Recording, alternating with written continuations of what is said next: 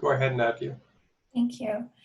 Hi, everyone. Welcome, and thank you all for joining us. We're so happy to be here today and to be able to collaborate, SBA, YFS Access Center, and NEADS on this webinar. We've had the opportunity to work with these groups in the past. All of us worked together, and this felt like a good way for us to come together and share some important information with our members, and to also bring us all together for a joint session. We have an excellent team of people working on this webinar. Some of them will be on screen today as we're giving presentations, and some of the folks are doing the work behind the scenes. So I thank all of them and everyone for the work they've done to make this webinar possible. I'm going to start by sharing some access information, and then we'll move into the land acknowledgement, and then we'll start our presentations. So I want to mention, first of all, that, I should introduce myself first. My name is Nadia. I am the Center Coordinator at Students for Barrier-Free Access. And we'll talk a little bit more about SBA and who we are shortly. But first, I wanted to mention that we do have captioning available for this webinar. If you would like to follow along with the captioning, what you can do is hover your mouse towards the bottom of the Zoom screen, and towards the right-hand side, you'll see an option or a button there for closed captioning. If you select that, you will be able to follow along with the captioner as they live caption the webinar. We are also lucky to have our ASL interpreter join us today. I have pinned her screen right now, so you should be able to see her. Her name is Jody Taylor. If you cannot see her on your screen right now, if you would like to follow along the ASL interpretation, please select Jody from the list of participants. And what you can do is pin her video on your Zoom screen, so you can make sure that she is always visible while the rest of us are giving presentations.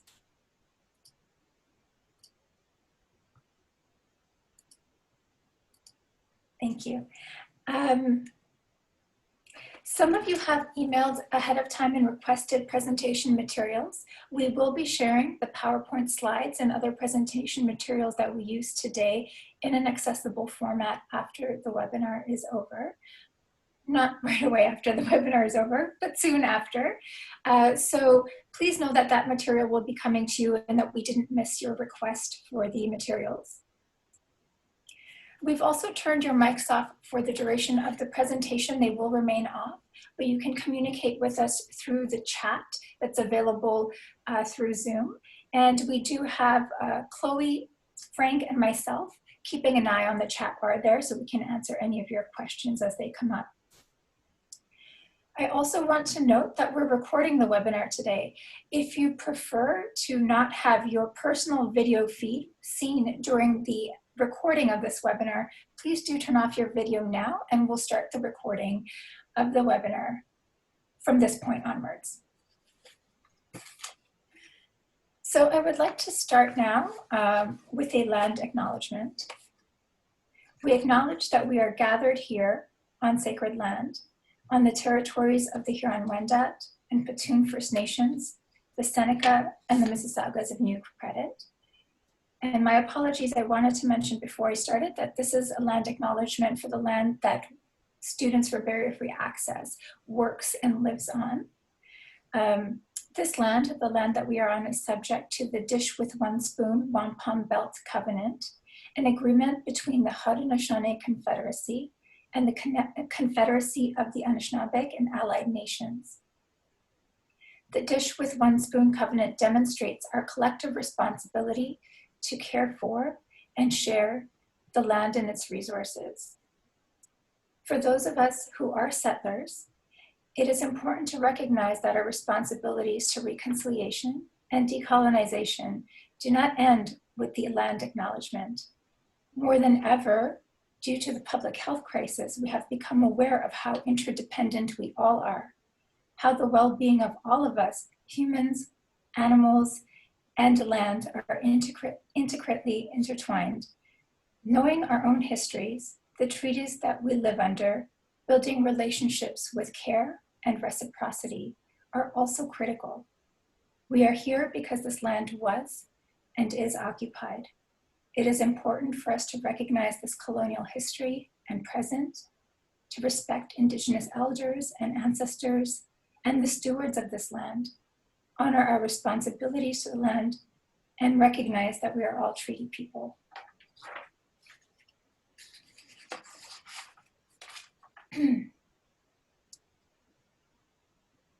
Thank you all. I am going to now just try to share my screen again, and I will pass it over to Xintian to introduce herself and SBA.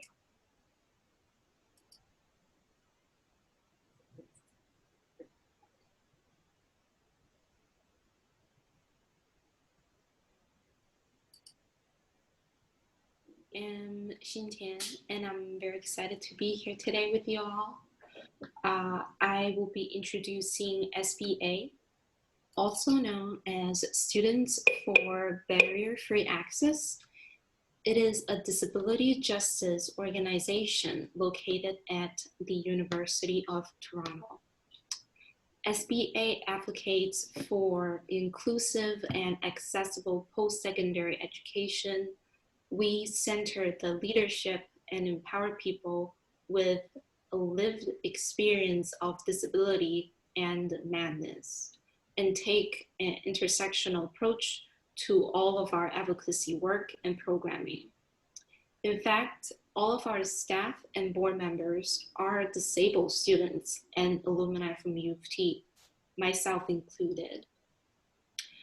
Additionally, we also hold drop-in space in the SBA Center for students, alumni, and community members to hang out, study, make crafts, enjoy free, healthy snacks and drinks, learn about disability justice, and provide access to academic and peer support. Our staff is always on site to welcome and help students with their needs. We also have an accessible lounge space, a disability justice focused library with print and e-resources, a low sensory, bookable study room that also transitions into a nap space, which is always needed.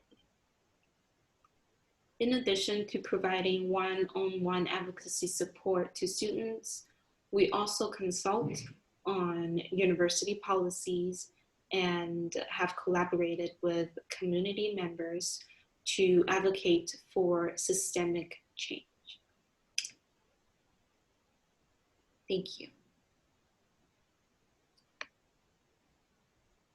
Thank you, Xintian. We'll get started with talking a bit about some of the emergency funding or assistance that's available to students at the University of Toronto. And then we'll go on to talk about some funds available through the student unions and labor unions on our campus. Following this, we'll touch briefly on the bursary for students with disabilities and Canada Student Grant for services and equipment for persons with permanent disabilities, and some of the changes that have been made specifically, I should say, for this time around. And then finally, we'll talk a little bit about the CESB in this presentation. We'll be briefly covering all of these funds, but you can always contact us later for more information. So I'll pass it back to Xintian to talk a little bit about the emergency undergraduate funding.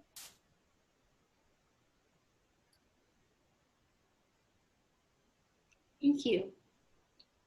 Now I'll be talking about the COVID-19 Emergency Undergraduate Grant. So this grant is for educational and unexpected critical cost due to COVID-19. And some examples of the cost can be the need to purchase a new laptop, a new printer, or a better internet connection. And this fund will be processed rather quickly, within 10 business days, and it's eligible for both part-time and full-time students, as well as international and domestic students. However, the student needs to be enrolled in the summer school session. The amount of the grant will vary depending on students' needs. Thank you. Thank you, Xintian. So similarly, there is a grant for graduate students being offered by the University of Toronto, an emergency grant. And this grant is for full-time graduate students who are currently registered, so registered for the summer semester. It's intended to provide immediate short-term relief and is not something that can be used for things like tuition or paying off credit card debts that you may be unable to pay because of the current financial situation you find yourself in. So this fund can be used towards things like rent, unanticipated costs that may have arisen because of the situation that we're in right now. And there's more information available on the website, which we've linked here, and that information will be shared with all of the participants as well. It's really also important to check out if your student union is offering some funding, as some student unions are, and you'll find it's different for different student unions on the different campuses that you may be located on. So for the U of T students, one of the student unions, the Association of Part-Time Undergraduate Students, is offering a COVID-19 fund, and they provide bursaries of $300 for students in need. So you can find more information about that off of their website.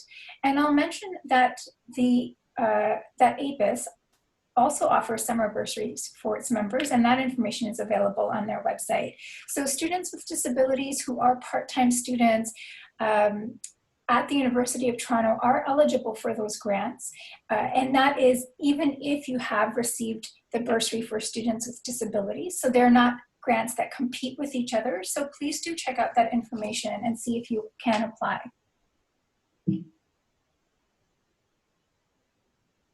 Okay, whoops.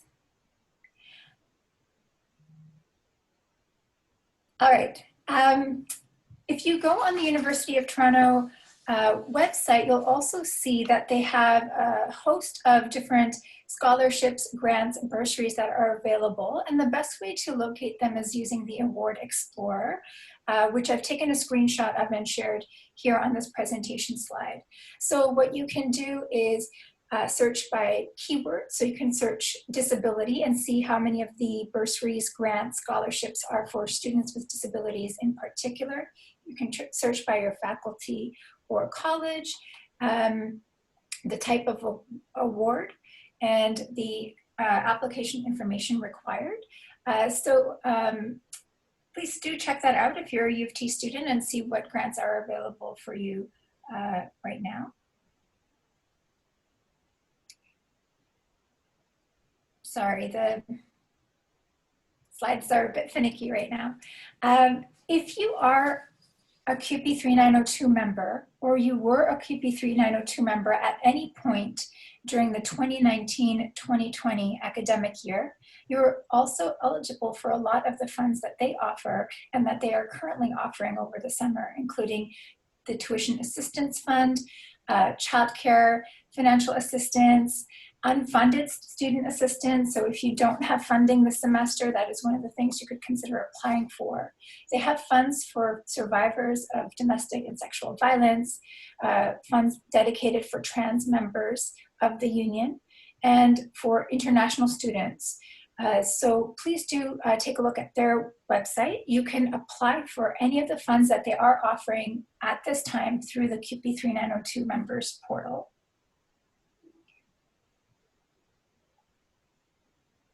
And I'll mention briefly that we will be working with QP 3902 to offer a webinar likely in July. So do keep an eye on our newsletter for that announcement when it comes out. So the bursary for students with disabilities is an important source of support for students with disabilities in Ontario. The BSWD in particular, so the Ontario portion, which is up to $2,000 per academic year, is something that people with permanent and temporary disabilities can apply for. The Canada Study Grant is administered by the federal government, or it's funding provided by the federal government, I should say, and that's up to $20,000 a year for eligible students, full-time and part-time, but it's only for students with permanent disabilities. The eligibility for criteria for the BSWD is linked to OSAP. So students are required to apply for OSAP, have at least $1 of calculated financial need in order to be eligible for the bursary. You are not required to accept the OSAP loan in order to receive the bursary. And there are also exceptions that can be made if you don't have $1 of calculated financial need through the OSAP calculator. So graduate students, for example, who are at the same time TAing or working as research assistants can also be eligible for BSWD, but it requires a different kind of calculation. And so you will have to ask your accessibility advisor about that. I want to mention two important changes to the bursary for students with disabilities that have been introduced right now. First, the applications are now available online. And so you can now actually see and fill out the forms online and see what kinds of services and equipment can be funded through the bursary for students with disabilities, which is an important change. The other thing I want to mention is that the government has extended the date, the deadline for submitting your receipts for the bursary for students with disabilities. So you still have a couple more weeks to submit it. And if you have a repayment owing, you can do that by e-transfer now. So they're trying to make this as online as possible so that people can do this from their homes. So I wanted to make a note of that for all of you today.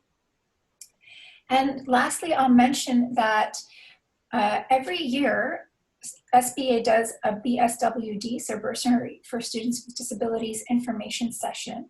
We will likely be doing this in August. And so please do keep an eye again on our newsletter when we announce the date and time for the webinar for the Bursary for Students with Disabilities, and we'll talk through the application, the documentation that's required for you to apply in September.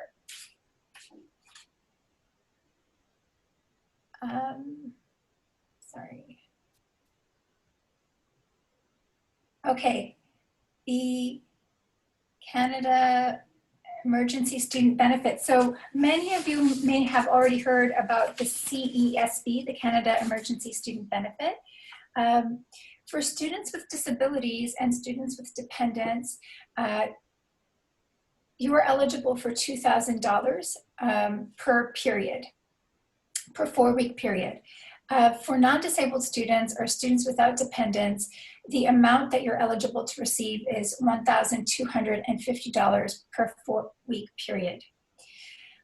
I've actually already received several emails from our members asking what do they mean by disability, because it's true that the definitions of disability are different depending on what source of funding you're looking at.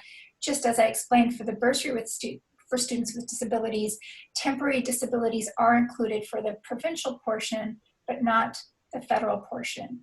So for the CESB, disability is defined as any impairments, including a physical, mental, intellectual, cognitive, learning, communication, or sensory impairment, or functional limitation, whether permanent or episodic in nature, that in interaction with a barrier hinders a person's full and equal participation in society. My understanding is that you are not required to submit your documentation upon application, documentation of disability, but it will be important that you have access to documentation of disability so that if and when you are requested to provide this information, you have it available. The first eligibility period for the CESB is May 10th to June 6th. So if you haven't applied, you can still apply now. And then the next period will open up on June 7th. I've included the link on the slide here to the CESB information, and we'll also share that information with you all after the webinar. And lastly, here is our contact information. So you can reach us at either of these email addresses. You can phone us, but while we are not in the office, we're asking people to please leave a message and we will call you back. So if you prefer talking over the phone, that's the best way to just to leave a voicemail. And you can also follow us on Facebook at SBA Center. Thank you so much. And I will pass it on now to Frank, Eniola, and Chloe to, oh, sorry, that's not the right order. I'll pass it on right now to Shay from the YFS Access Center to start her presentation. Thank you. Hi, everyone. Just give me a moment to set up my computer a bit.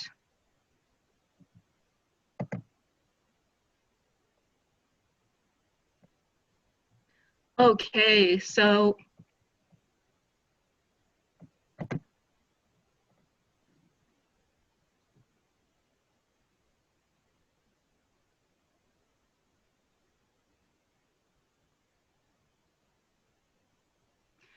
hi everyone, good evening. My name is Shaylee, or Shay Harris, as most people know me.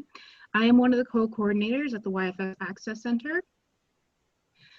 We are a student-run organization. Our vision is centered on an accessible campus that supports the access needs of all individuals, physical, mental health, developmental, learning disabilities for in and outside of the classroom. Our mission is to create a safe and inclusive, accessible space while advocating for the needs of students of all forms of disability through collaborations, services, and campaigns.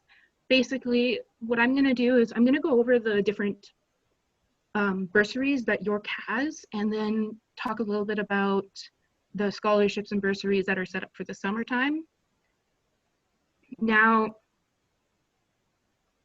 the first thing that they have is the York University Emergency Bursary Fund. This is, the deadline is May 31st, 2020. The value is up to 1,500 Canadian dollars. And it's to assist registered undergraduate students with unanticipated financial hardships as a direct result of COVID-19. It is very important to know that each request is merit-based and financial needs associated with educational program and essentials.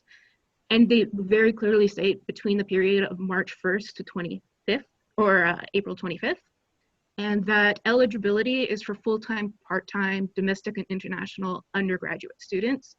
So that's pretty nice. Now, examples of expenses include housing and accommodations, meals and living expenses, healthcare and medical expenses, loss of income. Now, this is not intended to directly replace income that was lost because of COVID-19 job losses, layoffs, or reduction in employment hours. Now, to apply, an applicant must complete all sections of the form.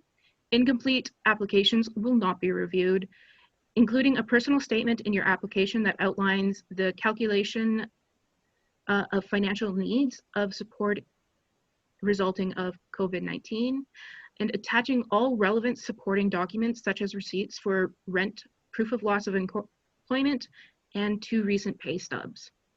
So that's one of them. The next one is York Emergency Travel Disruption Bursary. And again, it's May 31st, 2020, and it has a value up to 1,500 again.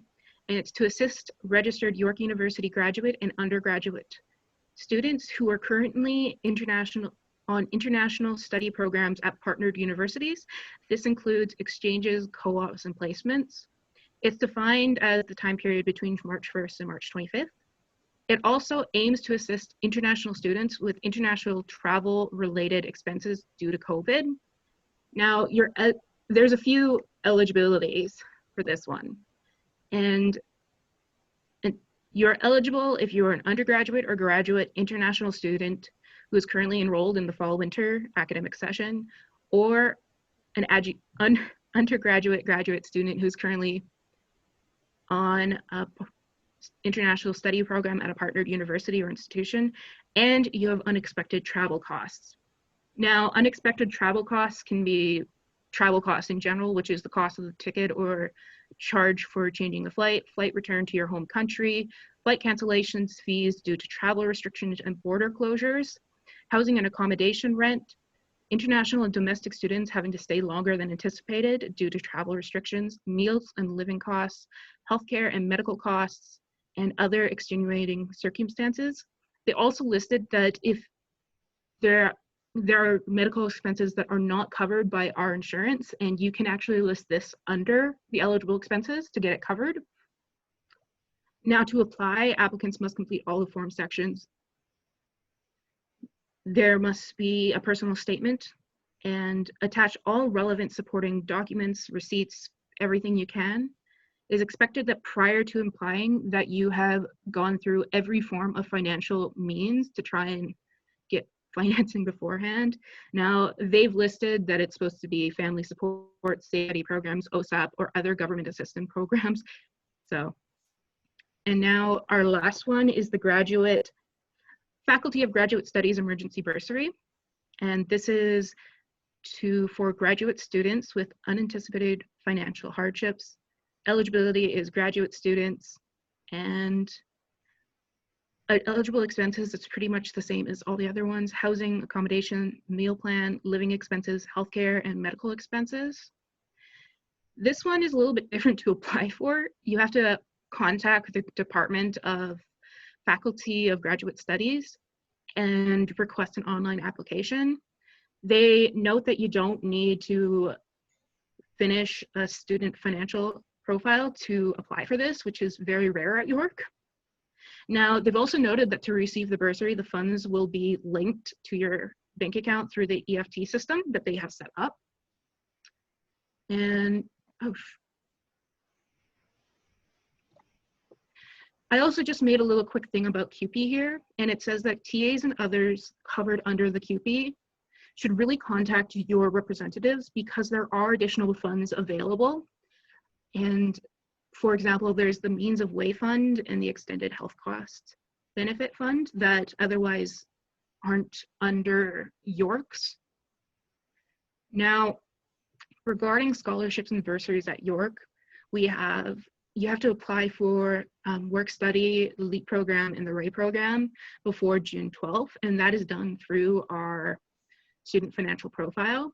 And then again, you have to do the York undergraduate bursary programs through August 7th, 2020. And complete your student financial programming. I looked through everything for summer 2020, and it doesn't seem that there's anything explicitly designed for disabled students.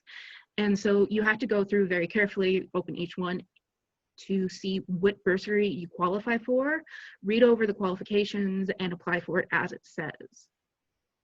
And I do want to make another noteworthy fund, which was the Osgood Student Emergency Fund. This is very specifically just for law students, and the amount can vary. However, it is a loan, and you need to contact the Osgood Financial Services if you're looking at that.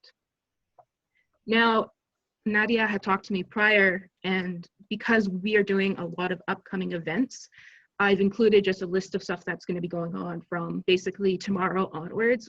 Almost every week we have at least 4 events going on. So this is for this upcoming week, and this is for next week.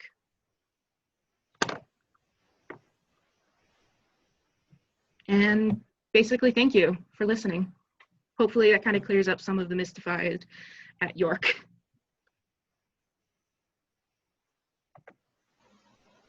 Thank you so much, Shay. That was super helpful. And yeah, please do check out YFS Access Center's online events. They're doing a whole range of events that are a lot of fun. And we're also partnering with them for a film screening this Friday of Crip Camp.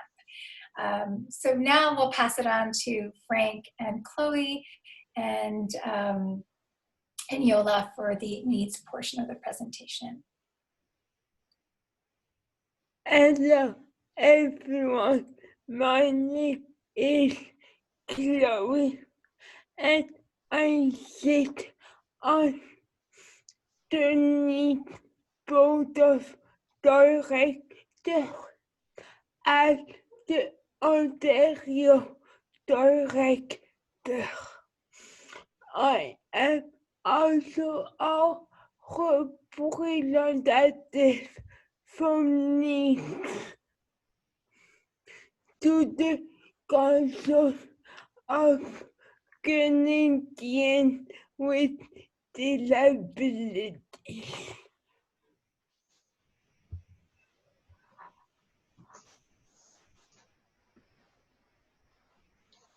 Thank you, Chloe, and I'd like to thank the Students for Barrier-Free Access, University of Toronto, and the York Federation of Students Access Center for partnering and facilitating this excellent and informative webinar.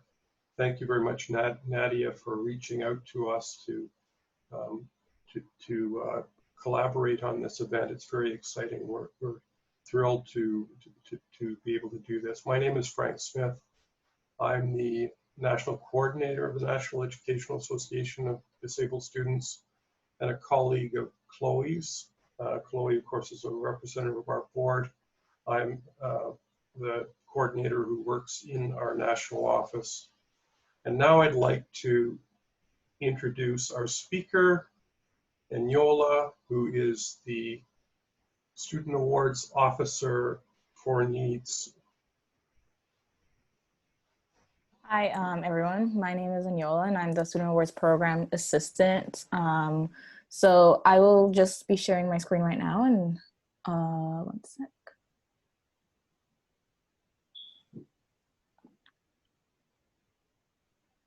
Okay.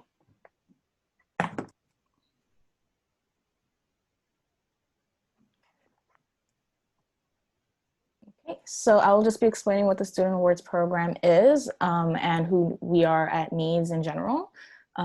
So I will be going over who we are at NEADS and the Student Awards Program and the types of awards that we have, as well as their the eligibility requirements, and also how to apply and the impact that the awards have had on one of our students who has been a recipient in 2019. So the National Educational Association of Disabled Students, or NEADS, has had the mandate to support full access to education and employment for post-secondary students and graduates with disabilities across Canada. And NEADS is a consumer-controlled cross-disability charitable organization, and we represent our constituents through specific projects, resources, research, publications, and partnerships. And NEADS is governed by a national board of directors, representative of all the provinces and territories. So our work as an organization focuses on 3 core strategic program areas. So there's student debt reduction, student experience on campus and in class, and student and graduate employment. So through the student debt reduction is done through the Student Awards Program with the various awards that we offer. And through the Research and Development Department, we are able to find the best ways to enhance the student experience in class, on campus, and in the workforce. And finally, the Student Graduate Program is tackled with the R&D Department, as well as the Awards Program, as we try to incorporate internships in the near future.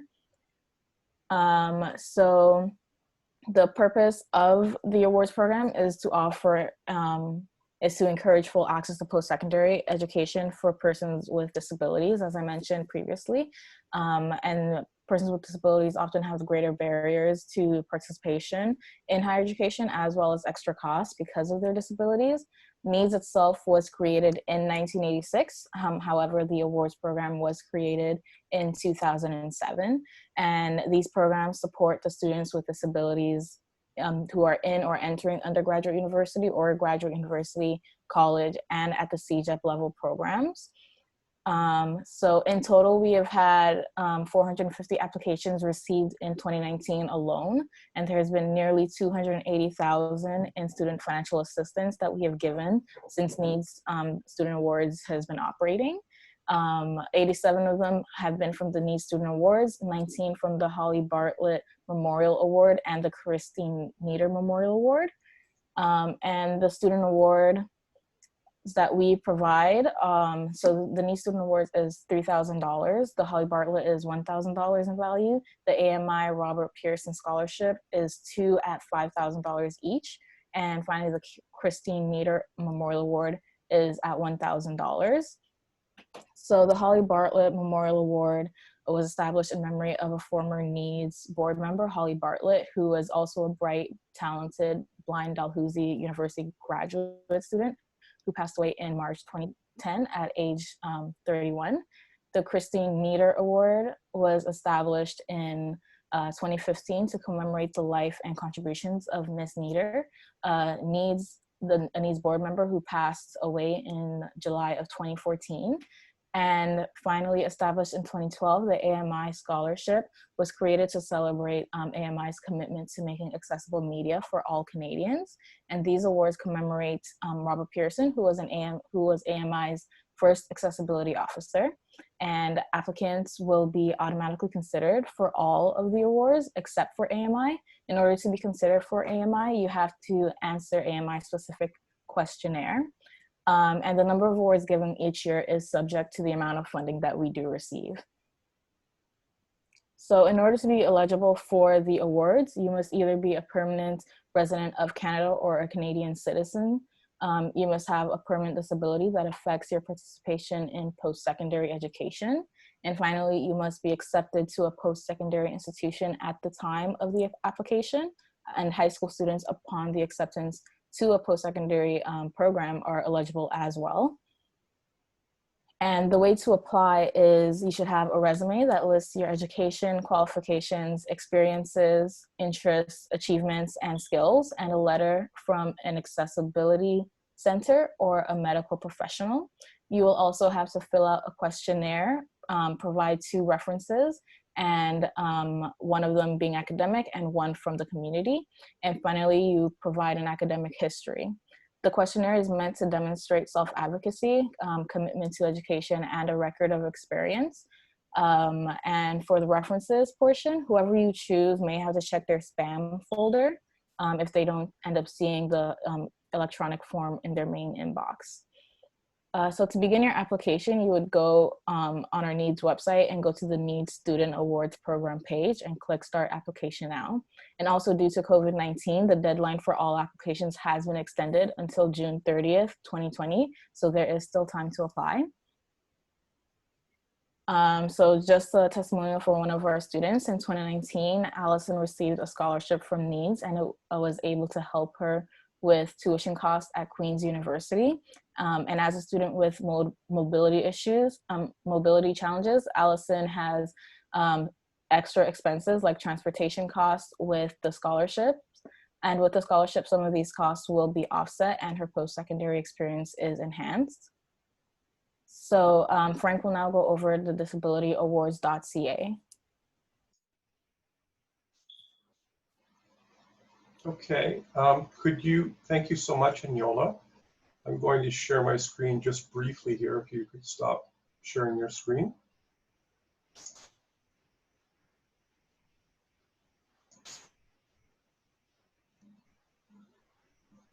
If I can find the page here. Hold on a second. Actually, I think what I'll do is, because I can't find the page quickly here. Oh, there we go. Okay. Let's try it again.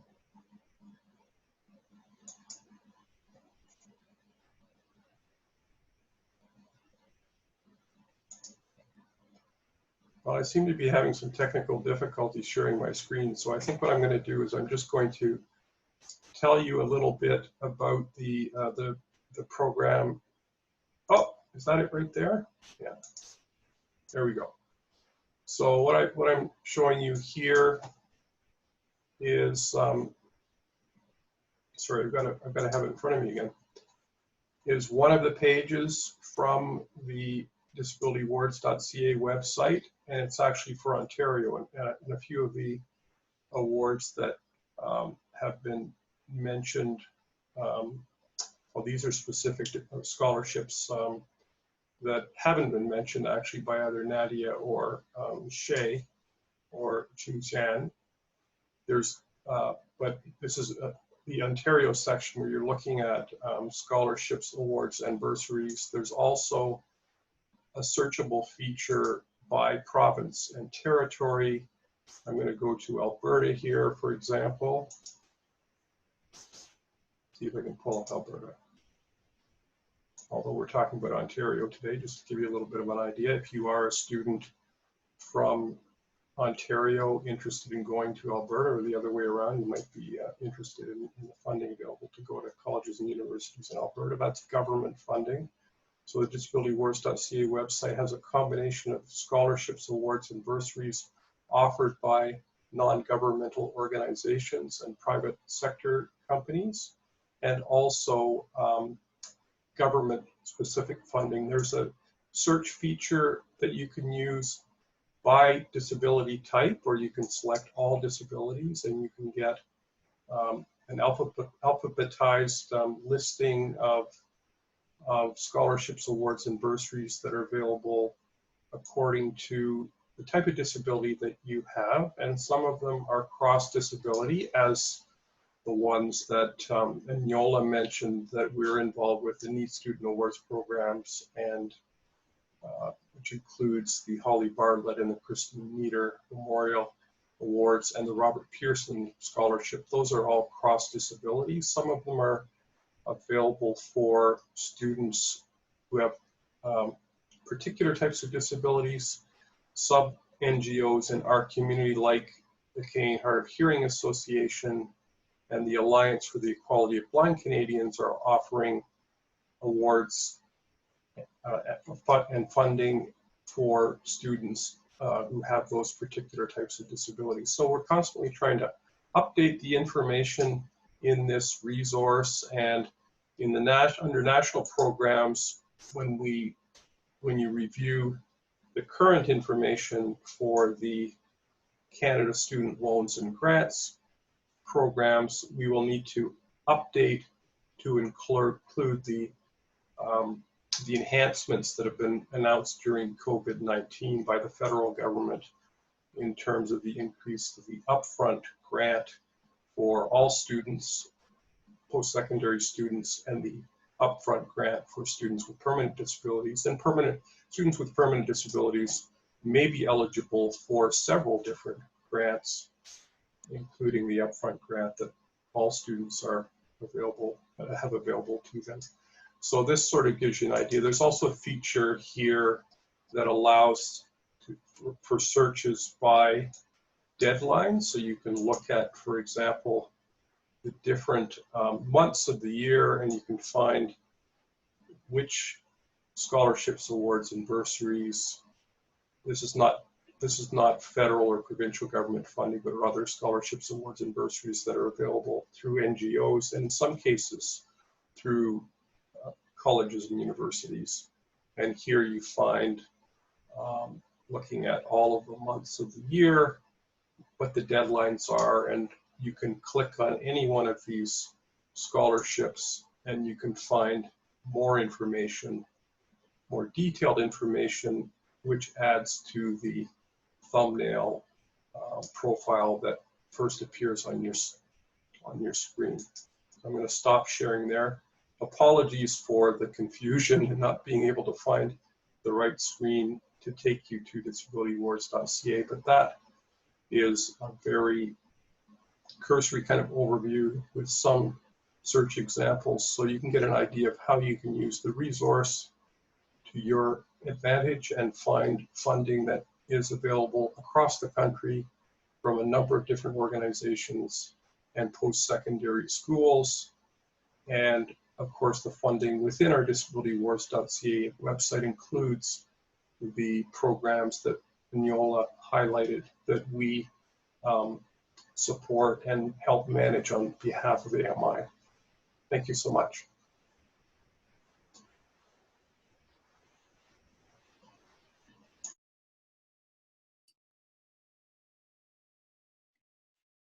Thank you, Frank and Yola and Chloe.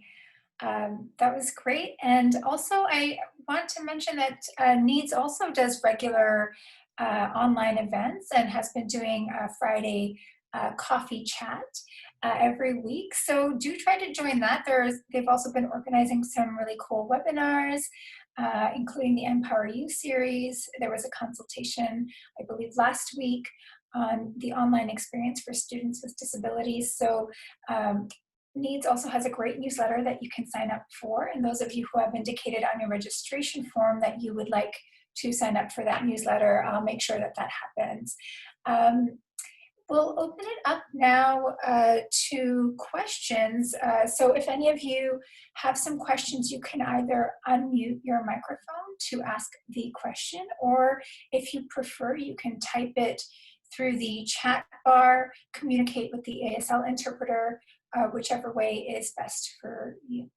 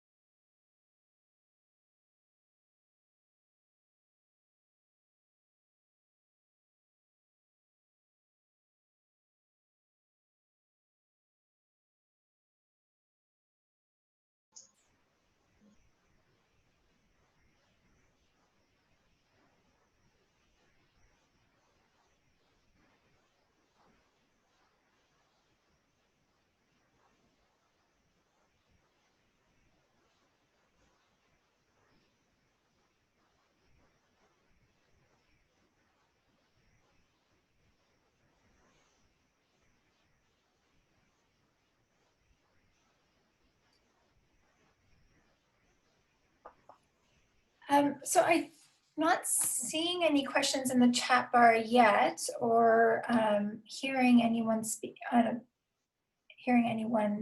ask questions. Oh, great, there's one in the chat bar.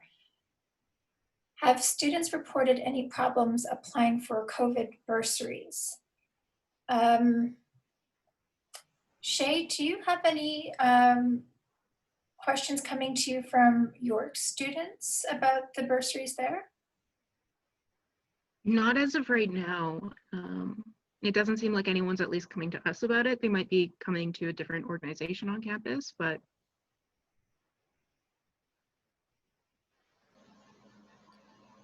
Okay, great, thank you.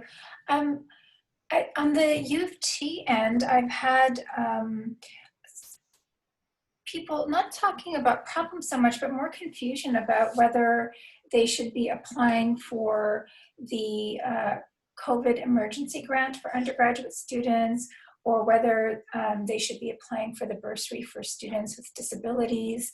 I think that what I'm understanding from our members is that they're worried that as a student with a disability who has access to the bursary for students with disabilities, that their application will be turned down, and they'll be told to go and apply for the BSWD instead. But I've spoken to a few accessibility advisors and people who are supporting students in the application, as well as students who have already successfully applied. And there is a distinction between what you can apply for in the emergency grant versus what you apply for the bursary for students with disabilities. So the BSWD will cover disability-related equipment and services, things like Dragon Naturally Speaking. It will cover JAWS or Zoom Text or Kurzweil, a computer that you might need to run that program. But if you're incurring emergency costs, for example, some of our members do not have internet at home and they were doing their work out of the SBA computer lab and no longer have that access right now. So you can apply to get funding to cover your internet costs, to purchase a printer, to print your readings at home. These are costs that would not be covered under the BSWD. So they're actually quite distinct expenses that they cover, and anything that's come up that you wouldn't normally have to pay for or you wouldn't normally apply to the BSWD for is something that you can apply for through the COVID bursaries at the university that you're at. And the university should not be denying you on the basis that there may be some other grants that you could apply for. That isn't appropriate, and I don't think that they would do that anyways. I think that the universities are recognizing the immense financial need that students are under right now. Thank you for that question. Are there any other questions that folks might have right now?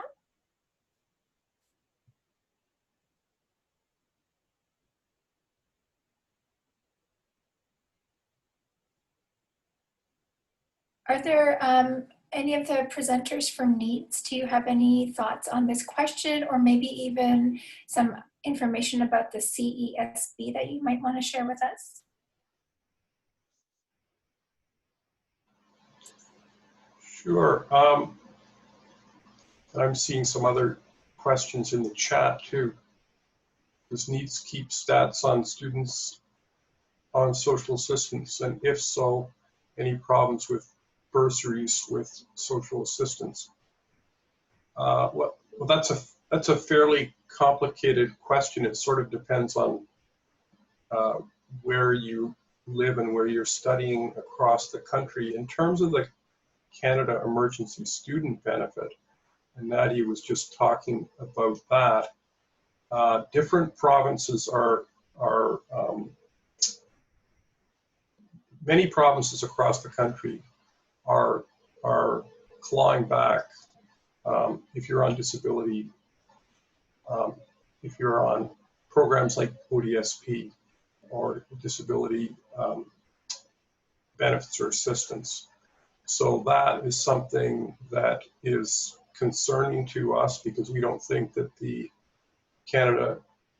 CERB or the Canada Emergency Student Benefit should be counted as income against your disability benefits, and that there shouldn't be any clawback anywhere across the country.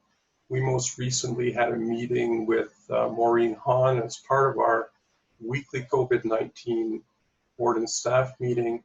Maureen Hahn is a member of is the CEO of the Canadian Council on Rehabilitation and Work, and she's the one of the members of Minister Qualtrough's COVID-19 Disability Advisor Group, and we put that question to her about the impact of income from various sources as it applies to necessary disability benefits that students receive, many college and university students receive in Ontario and across the country. And I know that that's something that Minister Qualtrough, the message she has received from her members of her advisory group, and also disability organizations, including NEADS and the Council of Canadians with Disabilities.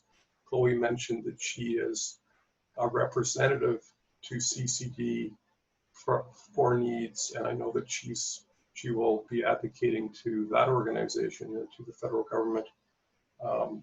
This is a concern. And in terms of the Canada Emergency Student Benefit, we're starting to, because the application period just opened last Friday, and as Nadia outlined what the amounts are that you can receive as a student, providing, I think you can earn income up to $1,000 and still receive the Canada Emergency Student Benefit, $1,250 per month for all post-secondary students who are eligible, and up to $2,000 a month for post-secondary students with disabilities. You just need to ensure that you have a CRA account. And I think Nadia touched a little bit on the definition of disability in her presentation. And there are two types of attestations you need when you apply for the Canada Emergency Student Benefit. One, if you have a disability, you need to attest that you have a disability, but you don't need to provide any kind of documentation to submit your application. And if afterwards there's an audit or you're approached by the government as to whether there's some question about disability, we've been told that the same kind of documentation that you would use to be eligible for a Canada student loan and grant, or in the case of OSAP for the bursary for students with disabilities, that kind of documentation, which could include an attestation from your accessibility services office that you're using the services and you're registered, is all that you need to be eligible for the program. The other thing that you need to do is provide an attestation that you're looking for work, but that's not forcing you into employment that you don't want or you're not able to do because of your disability. And you may be directed to the Canada Job Bank, but then you'll be directed right back again. So those are two sort of areas of concern that students had expressed to us, is how strict is the documentation requirement around the Canada Emergency Student Benefit and Disability, and also the attestation for work was a concern, because we know that there aren't a lot of jobs out there right now for students. I should mention, and this is a little bit off the original question, but I should mention that one of the things that the federal government has done with the Canada Summer Jobs Program, which is quite exciting, I think, and makes allowances for this extraordinary situation we find ourselves in, is it's normally a summer jobs program, and you can apply for a position with Canada Summer Jobs funding through an employer who's eligible to work from like May until the end of August for however many weeks the job is funded for. Now they've extended it so that you can work through the summer if you get an opportunity to work with an employer through that program. But Canada Summer Jobs grants will also be available to employers and to students through the school year and into the winter term, into February 2021. So I think that's very exciting. That's a big improvement. And it also allows for part-time work as opposed to full-time, because normally the Canada Summer Jobs Program is a full-time employment commitment. So there's more flexibility with respect to student circumstances and the recognition that if you're a student with a disability, you may be more apt to, in some cases, work part-time rather than full-time.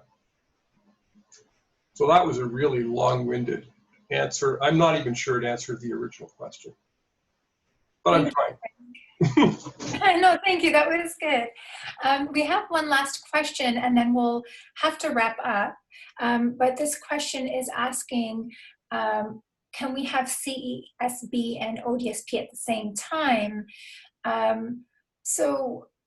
My understanding, and I'm going to invite Frank to jump in here too, my understanding is that it is likely that you're going to have your funding clawed back if you're receiving ODSP and you apply for the CESB in addition to that. So they'll be taking a similar approach to people who are on ODSP and who applied for the CERB.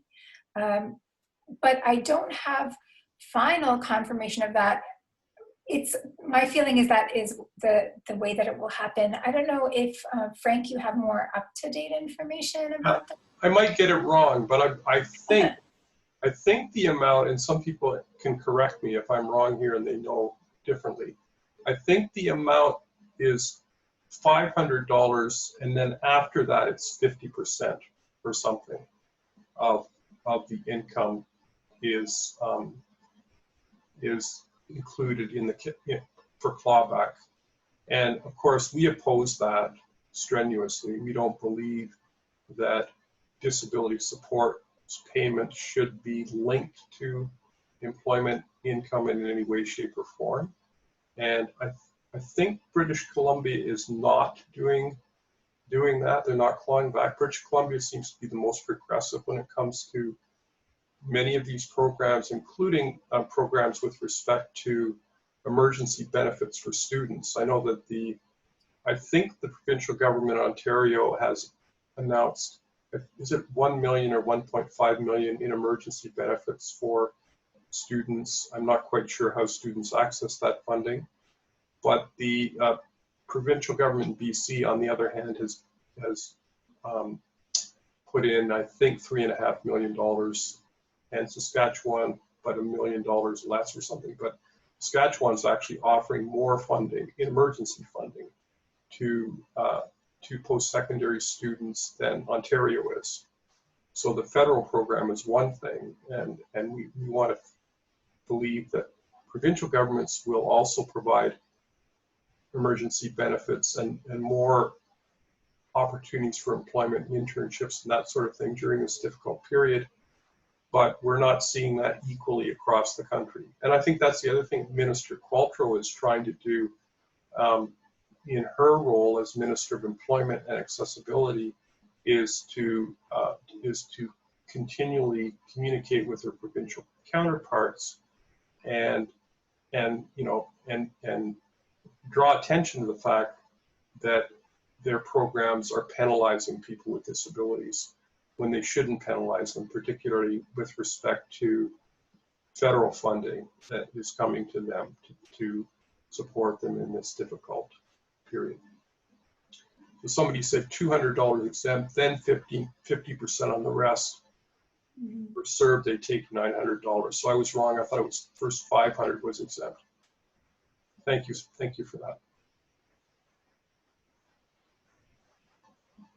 Thank you, Frank. And thank you so much, everyone, for joining us today. I'm afraid we'll have to wrap up now because we're at 7:05. I want to thank all of our presenters again today, Eniola, Chloe, Shay, Shintian, and Frank. And again, everyone who was helping us behind the scenes in getting this organized, our captioner, our ASL interpreter, and thank you to all of you who joined us today. As I mentioned, we will be in touch over the next few days with more information, the accessible format of materials in accessible format that we used for the presentations today. And if you have any questions, please do get in touch with us. Our contact information is in the event information. We also shared it through the presentations, and I will share it again when I'm in touch with you all in a few days. Thank you. Thank you so much.